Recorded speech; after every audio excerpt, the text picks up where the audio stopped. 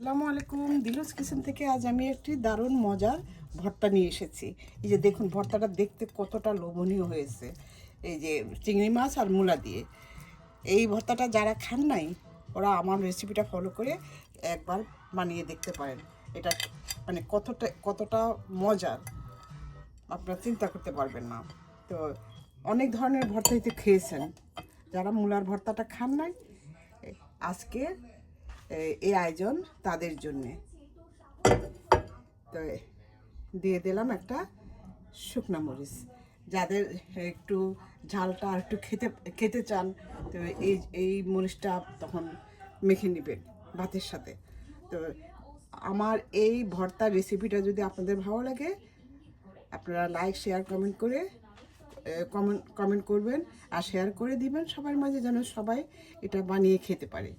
তো আসুন তাহলে বিসমিল্লাহ করে এই ভর্তাটা আমি কীভাবে করেছি একবার অন্তত একটু দেখে নেওয়া যাক। আমার শুকনো মাছটা এখন ভাজা হয়ে গেছে, এখন আমি শুকনো মাছটা তুলে করবো। দিয়ে দিচ্ছি 2 কোষ এই রসুনটা আমার মোটামুটি হয়ে গিয়েছে। এখন আমি দিয়ে দিচ্ছি কিছু পেঁয়াজ। এই যে আমি লাল পেঁয়াজটা দিয়ে করছি, এগুলো একটু হালকা ভেজে তারপর আমি তুলে নিব।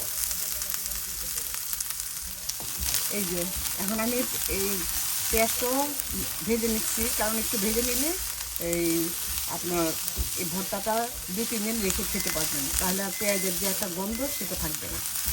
এইভাবে একটু আবার যদি যখন তখন খেতে চান তাহলে কাঁচা পেঁয়াজ দিয়ে করে নেবেন, খেতে ভালো লাগবে। এই যে আমার পেঁয়াজটাও হালকা ভাজা হয়ে গিয়েছে, এখন আমি এই পেঁয়াজ রসুন দুটে আমি এখন তুলে নিচ্ছি। আমি এখন সামান্য একটু সরষের তেল দিয়ে নিচ্ছি। এই যে এই সরষের তেল দিয়ে এখন আমি আমার ঘরে আছে এরকম বড় বড় চিংড়ি মাছ, সেই চিংড়ি মাছটা দিয়ে আমি এই চিংড়ি মাছটা একটু সিদ্ধ করে রেখেছিলাম, এখন সেটা একটু হালকা তেলে ভেজে নেব, তাহলে খেতে ভালো লাগবে। তেলে ভেজে তারপর এই পিঠের একটু হয়ে গেলে পর তারপর আমি তুলে নেব। এই যে এখন আবার একটু সামান্য একটু সরষের তেল দিয়ে নিয়েছি, দিয়ে এখন আমি এই যে মূলাটাকে এরকম চিকন পিস করে আমি কেটে নিয়েছি, কারণ যাতে পানি না থাকে সেই কারণে এই আর একটু সিদ্ধ হবে, সেই কারণে আমি মূলাটাকে এভাবে একটু ভেজে দিচ্ছি। দেখুন ভেজে তারপর এটাও আমি একটা প্লেটে নিয়ে নিব। দেখুন মূলাটা আমার ভাজা হয়ে গিয়েছে, এখন আমি সবগুলো একসাথে মেখে নিব। এখন এই সব কিছু রেডি। যে আমি চিংড়ি মাছটাকে, এই যে দেখুন চিংড়ি মাছটা যে ভেজেছিলাম, উপরের খোসাটা এই যে আমি ভাজার সময় এইভাবে ফাঁকা করে কেটে তারপর ভিতরে রকটা ফেলে মানে ভেজে নিয়েছি। বাট এই যে ইয়েটা সব খোলা বাকলা সহ ভাজলে ভিতরে চিংড়ি মাছটা নরম থাকে, তো সবসময় বাকলা সহ ভাজবেন। এই যে দেখুন এখন আমি কেচি দিয়ে এভাবে কেটে, মানে এটা হলো আমার হাত দিয়ে কচলানোর সুবিধার জন্য আমি এইভাবে কেচি দিয়ে কেটে নিচ্ছি। আপনাদের যদি এভাবে করতে না চান, আপনারা ওই যে ছেঁচুনি পাওয়া যায় সেটার মধ্যেও করতে পারেন। তো আমি হাত দিয়ে করতে পছন্দ করি, আমি কারণ হাতের ভর্তার মধ্যে আসলে আলাদা একটা টেস্ট। এখন আমি এই একটা একটা করে এগুলি সব মেখে নিব। এখন আমি প্রথমে এই যে চিংড়ি মাছটাকে এইভাবে ভালো করে হাত দিয়ে কষলে নিব। এই যে কষলানো হয়ে গেছে, এখন আমি মরিচটা ভেঙে দিচ্ছি। এই যে দেখুন এইভাবে মরিচটা, আর ভর্তা একটু ঝাল হলে ভালো লাগে খেতে। তো আপনারা যারা ঝাল পছন্দ করেন না, আপনারা বুঝে শুনে দিবেন। আর যারা ঝাল পছন্দ করেন তো ঝালটা আর একটু বাড়িয়েও দিতে পারেন, এটা সম্পূর্ণ আপনাদের রুচির উপর নির্ভর করে। এখন আমি রসুনটাও এভাবে করে নিচ্ছি।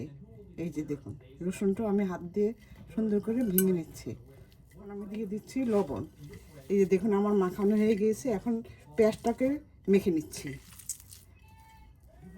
পেঁয়াজটাকে সুন্দর করে মেখে দিচ্ছি। আর ভর্তা জাতীয় জিনিস যত হাত দিয়ে কষলাবেন ততই কিন্তু খেতে খেতে ভালো লাগবে। এই যে এখন দিয়ে দিচ্ছি মূলা।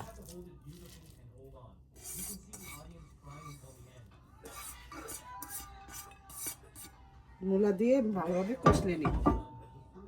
ধনিয়া পাতা দিয়ে এখন ভালোভাবে আমি এটাকে একদম কষলে নিয়েছি। এখন দিব এই স্বাদ বাড়ানোর জন্য সরষের তেল। সরষের তেলটা অবশ্যই দিবেন। এই যে দেখুন, কারণ এই সরষের তেল হাতে মাখা ভর্তার মধ্যে সরষের তেল যদি ভালোভাবে সুন্দর করে দিয়ে দেন, তাহলে এটা খেতে কিন্তু খুবই খুবই মজা লাগে। আপনার তখন আর কোনো কিছুই লাগে না। এই মাছ মাংস এটাকে রেখে এই ভর্তা দিয়ে আপনার পুরো এক প্লেট ভাত অনায়াসে খেয়ে নিতে পারবেন। আর আমাদের তো বাসায় এই ভর্তা যে কোনো ভর্তা আমাদের খুবই প্রিয়। এইভাবে আপনারাও ভর্তাটা বানিয়ে দেখবেন, আপনাদের কাছে খেতেও খুব ভালো লাগবে।